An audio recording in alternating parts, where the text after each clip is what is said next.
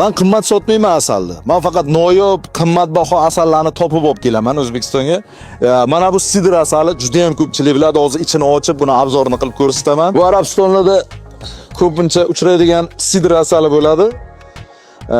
Biza tomonlarda yo'q bu asal. U juda ham noyob, kamyob, juda ham kam olinadi bu asal. Shu uchun ham dunyo bo'yicha eng qimmat asallar turiga kiradi. So'zsiz mumkin quyuqligini va hidi tutib ketdi hamma joyda.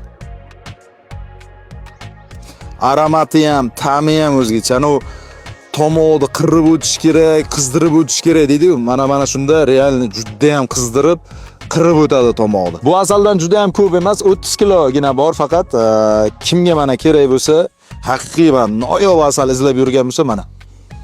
Shu cho'zilishlarini ham ko'ring. Narxini nimada kommentariyada yozib qo'yaman. Esimdan chiqib ketibdi, bizda kichkina hajmda ham bor. Sidr asali 250 ming so'm bo'ladi mana shu bankasi. 1 kilo olganda dastavka bepul O'zbekiston bo'yicha, buni olganda dastavkasi отдельно bo'ladi.